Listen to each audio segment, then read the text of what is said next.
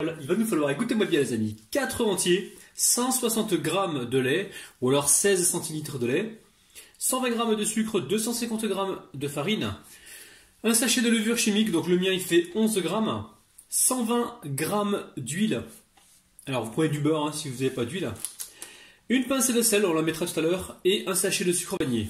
Alors très simple, dans le saladier je mets le sucre, hop là, avec le sachet de sucre vanillé. Alors, on va y ajouter les œufs et mélanger jusqu'à ce que ça double de volume. Alors là, on va venir y ajouter le lait. Alors après ça, on va pouvoir y ajouter l'huile. Donc les amis, c'est important de doubler de volume, donc les œufs et le sucre pour avoir un bon moelleux. Allez, là je mélange comme il faut. Ensuite, je récupère mon tamis. Hop là. Et je vais tamiser donc ma levure. Je sais pas, on écrase. S'il y a des grumeaux comme ça de levure. Là on vient de finir donc le mélange au fouet. Alors aussitôt que c'est fait, je récupère la farine, hop là. Et là pareil, je viens la tamiser. Allez, je vais venir mettre maintenant la pincée de sel, je suis en train de me plier en 6 pour vous. Vous le valez bien les amis. Et là, je finis donc mon mélange au fouet.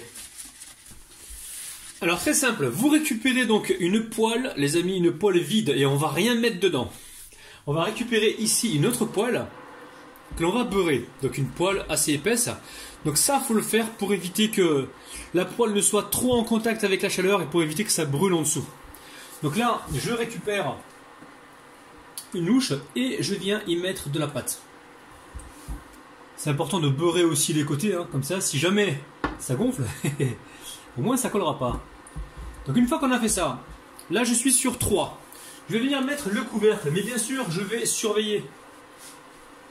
Alors, là, de temps en temps, je vais vérifier ce qui se passe. Et je baisse la température si besoin. Allez, on va regarder ce qui se passe.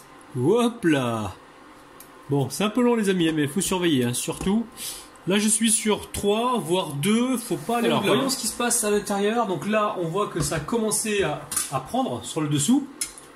On va essayer de la retourner. Donc très important d'avoir quelque chose en dessous de la poêle pour éviter que ça ne surchauffe et que ça colle.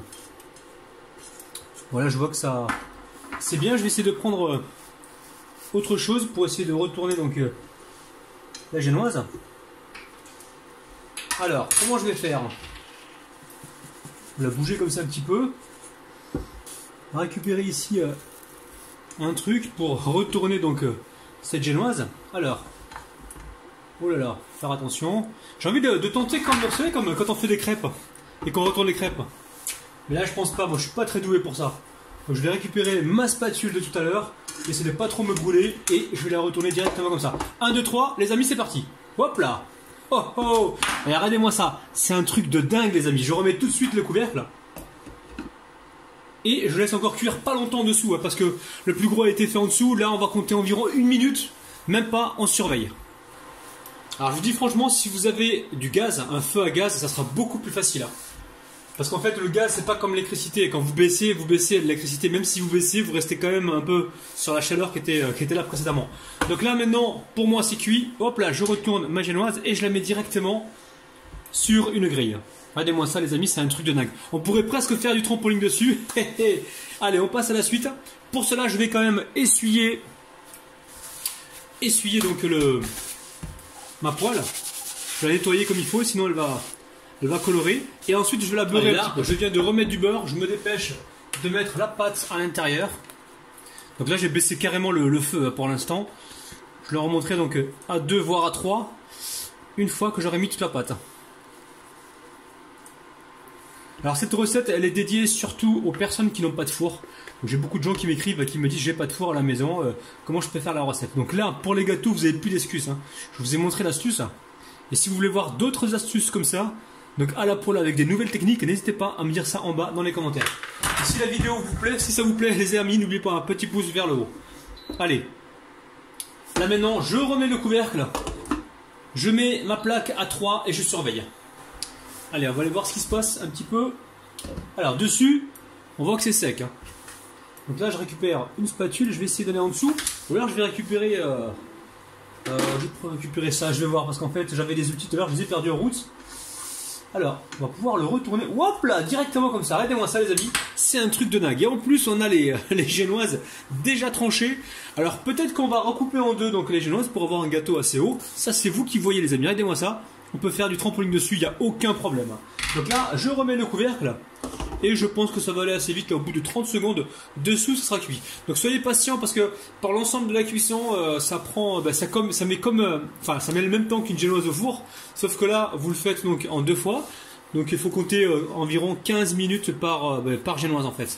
Mais il faut rester devant, il faut surveiller. Donc moi toute la cuisson s'est passée à 2, donc là je viens de monter à 3. Et chez vous, essayez d'adapter donc la cuisson de ces génoises avec donc votre plaque. Ça y est, je débarrasse donc mes génoises et on se retrouve tout de suite. Alors la famille, aujourd'hui, plus d'excuses. Hein. Si vous n'avez pas de four, vous pouvez toujours faire vos gâteaux à la poêle. Et croyez-moi, je vais vous montrer plein de recettes donc de gâteaux faciles à la poêle, d'autres techniques et franchement, vous allez être ravis. Allez, on passe tout de suite aux dédicaces. Je dédicace Riyad, Dikra, Rossa, Jacqueline, Najat, Josiane, Noura, Yolande, Merwan, Sheima, Imen et Michel les amis. Oh là là là là. Et encore une fois les amis, regardez-moi ça. C'est trampolinable. J'appuie pas trop parce que je vais pas l'abîmer. C'est donc ce sont des génoises gâteaux que je vais garder pour une prochaine recette. D'ailleurs je vais la faire maintenant par contre. Et je la posterai plus tard. Parce qu'en fait, si vous voulez, dans cette recette, il y a plusieurs étapes. Si jamais je vous montre tout d'un coup, ça va être trop long. Et pour 2019, je me suis fixé comme objectif de faire des vidéos plus courtes. Donc les amis, si jamais elle vous a plu, n'oubliez pas les petits pouces vers le haut.